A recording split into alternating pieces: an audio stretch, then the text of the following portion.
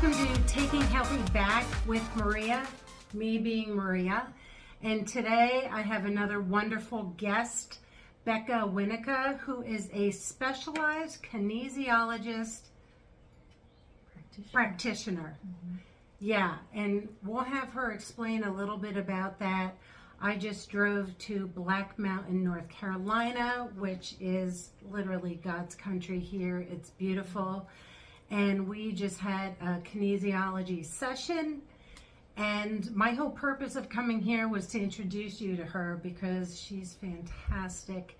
And just her energy and everything about her is so endearing. And I love being in her presence. So welcome, Rebecca. Thank you. Thanks for having me. Thank you for being here. Yeah. Yeah, I mean every one of them. Oh. If you could explain briefly what specialized kinesiology is, that would be helpful. Yeah, absolutely. So specialized kinesiology is a form of and using applied kinesiology to locate stress in the body holistically, the systems of the body. And so the way in is through muscle response testing. I could use any muscle in the body with that kinesiological response, giving me feedback as to where stress is, but for the sake of wearing out and not tiring out muscles, we just use the arm propped up on the table. You're laying flat, arm propped up, using the brachioradialis muscle, the forearm muscle here. And in response to stress, what chiropractors found in the early 20s, Dr. Goodhart, and was that the person on the table, in response to thought alone or bringing up an emotion that caused distress, such as sadness, such as shame, guilt, fear, the body gives what's called an unlocking muscle. So it cannot hold. I'm not pushing the muscle hard, but I'm giving it about less than 2 pounds of pressure. And just by thought alone, the person on the table is having the entire physiology respond to thought, to emotion, to generational stress or trauma, to particular experiences, be it traumatic or firsts. The big one that comes up is often going to school for the first time or having those stored in the body as memory. And so the process of kinesiology is unfolding the story where there has been stress or distress held in particular systems, and then using the acupressure touch along meridians to release that stress and create a shift in energy or a release of that physiology in the body holistically. And throughout the process, the biofeedback being the muscle testing, the release being acupressure touch on points as opposed to needles with acupuncture, just using acupressure, and breath, because breath creates space. And so my body yawns when the energy in the meridian is kinked. It can't flow. So those dams or kinks of stress in the body release from that touch, from that gentle touch, and saying to the body, we need energy flow here, we need backup over here, we need support. And then that energy breaks through that dam of stress, that kink in the hose straightens out, the flow of energy is able to go, and I yawn, or the person on the table might yawn with me. It's very different per person and how much they have done the work.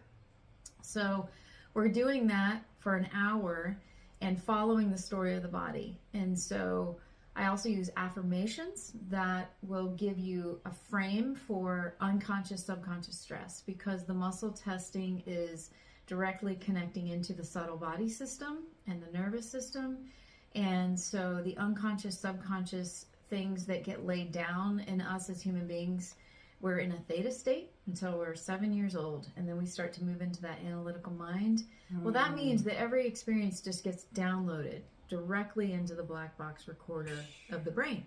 So oftentimes, one of my trainings will take us to brain integration, and I can ask the body, well, what part of the brain is this stored in? And again, going back to the muscle testing, I can say, is this in the unconscious mind, subconscious mind? Do we need to know more? Do we need to go deeper? Might need to go deeper.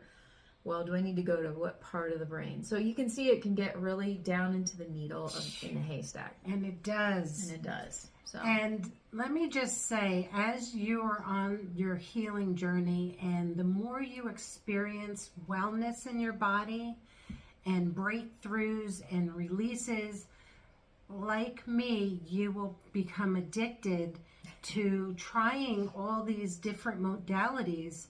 Essentially, a lot of the modalities I use do the same thing, but it's a different doorway to access those things in the body. And when I met Becca and we had our first session, I was like, I'm going to be doing this a lot. And she does it in person and remotely. So depending on where you are, and you get the same results, and it's so cool. And you just feel a lot of freedom. And when you're healthy, you have freedom. So let's get to the interview. My 3 questions. My first question, Becca, is how do you believe that your wellness or your success is connected to your wellness? What does that mean to you? Because everyone's idea of success is different. So how does wellness contribute to your success? Well, that's a great question. I got into this work because I was not well and was struggling with my own chronic health challenges that I was not finding relief from through traditional means. So for me, it's been a parallel journey of my own health and stepping into something that may not be very popular here in the U.S. yet. I think it's the front wave of popularity, and people learning about it and knowing about it. And so for me, it's been faith to do something different and to step out and listen, really listen for where I was being guided to go. And what this work has brought for me is my health full circle back to a much more healthy, emotionally, mentally, physically, spiritually, the holistic package. So my success, so to speak, is really because I felt a call to do something radically different, take my health into my own hands, and be a self-sovereign, self-empowered being who knows that the body has the capacity to heal itself. So I feel like success comes from listening to your own intuition. It comes from being dialed into my own connection with my creator and in my body temple, and knowing its capacity that every cell in my body is listening to how I think, and it's curious about how I feel, and it's responding accordingly. And it really is a mind, body, spirit lifestyle now that I have completely adopted, and that is what creates the framework for a healthy life, what I call a successful life. But it all started from really listening to my own intuition and not maybe doing the popular or common thing. Right. And then eventually healing your body. Correct. Yes. We are our own medicine. We are our own medicine. My body knows how to heal itself. So, and that's not anybody's responsibility but my own. Right. Either. I love it. Wonderful answer. Thank you. My second question is, what are your 3 to 5 or more non-negotiables, daily non-negotiables, that even if you're on vacation or, what you basically can't live without in your protocol for sustaining wellness? Yeah. Another really good question. First thing that comes to mind is meditation, being still and dropping into a healing space, a curious space. It doesn't mean that all of my meditations are free of thoughts. It's just that I've learned to watch them rather than judge them, analyze them. Just isness. It just is. It's fine. Everything's great. I mean, it gets to be. And that's my motto, is just be. It's tattooed on my body. So one of the ways that shows up is meditation. I try to get in at least an hour a day, more if I can. The other non-negotiable in my life is movement. I am an avid hiker, and get out into the woods and believe in the power of nature to center, calm, soothe, and heal the body as a mirror to the work that I'm doing with myself. Another non-negotiable is boundaries and being treated the way that I deserve to be treated and I'm worthy of being treated. So whether that's clients or personal relationships, I am going to do the best I can to be a conscious, connected, present human being and also look for that reciprocity in my life. And I would say between stillness, meditation, movement, being in my body, out in nature, and in healthy, connected relationships and connections with other humans, those are my three strong ones. Those three come in really strong. What most people, when you ask them about what are their non-negotiables, do you take supplements? What's your nutrition like?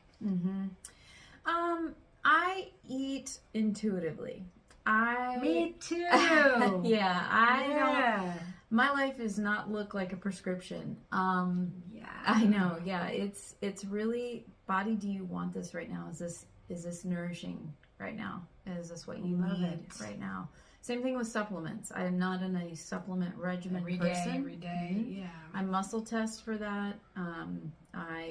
Or intuit. I hear whether or not I need something. So that also looks different every day. I will say the only thing that's consistent for me is electrolytes, because my body moves so much energy every day through yawning and through being in other people's energy that I have to fuel up with my own trace minerals and electrolytes and make sure that I'm really nurturing my kidneys, my water meridian or water element in my body with bladder meridian, and that's also a part of staying balanced by going in the woods. So I wouldn't say I'm very regimented other than intuitive around food and supplements. Yeah.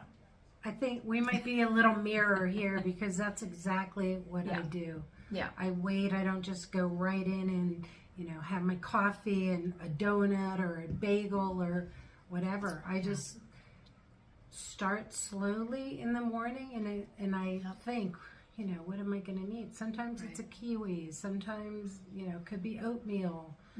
I love it. Yep. You just validated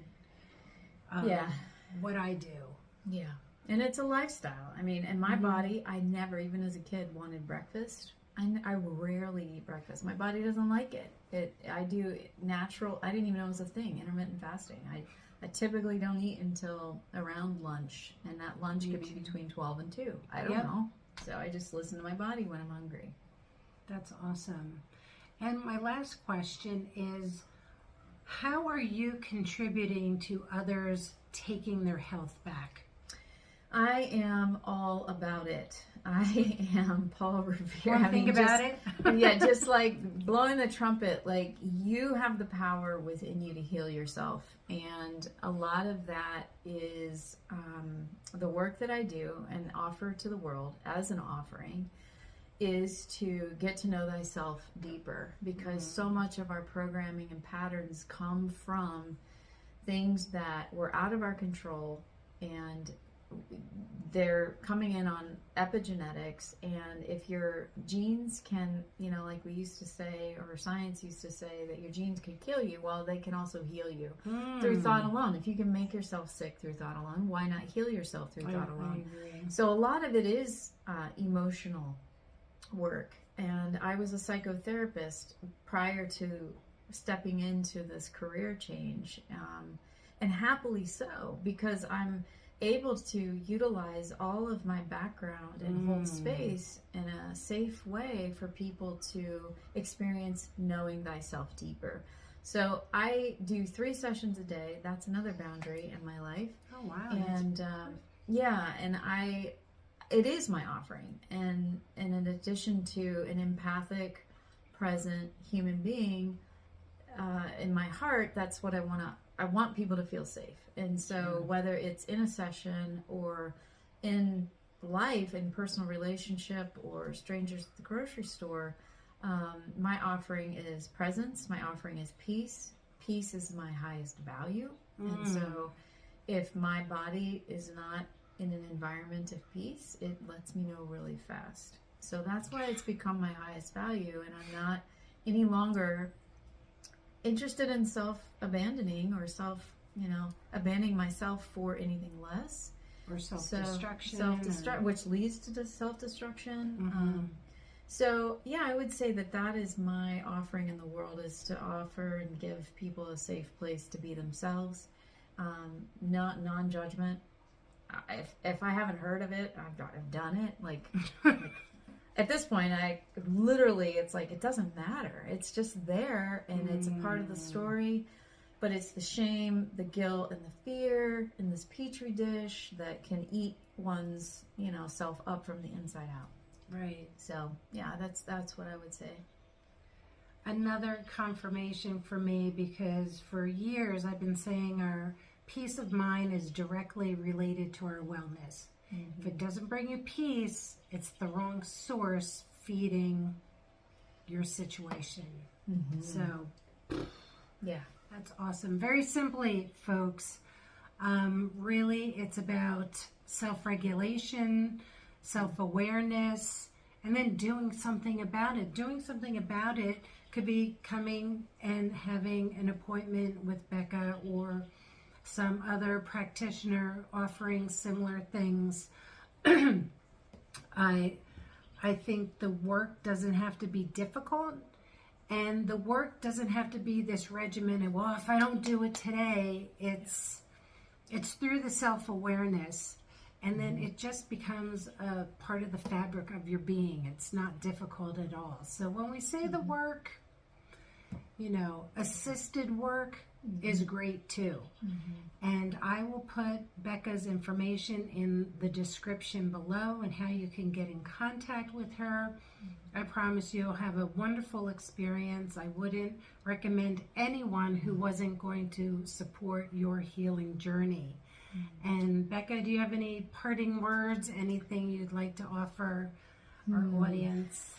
I want to offer that encouragement that no matter what it is that you're facing, physical, emotional, mental, relational patterns, financial patterns, they can all be course corrected and shifted. It's all old information that has created these realities, and energy just is waiting to be transmuted, changed. And that change of perspective, belief, thoughts, whatever it is, you have the power. You hold the keys. You're the captain of your ship, and can shift and transmute that energy into what you're worthy of, what your actual divine blueprint is, which is abundance of all sorts, health, wealth, mental, emotional, relational. So you have the keys, and sometimes we just need somebody to help us facilitate and see something, and that's how we help and support one another, because we are all connected. So those would be my parting words, is that you can do this. Fabulous. Thank you so much. Yeah, thank you. I appreciate this. Thank you. If this was valuable to you, share it. It's gotta be. And what do they say? Smash the likes, and you know what to do. I don't need to the tell you. algorithms. That's right. Thanks so much. We'll see you next time.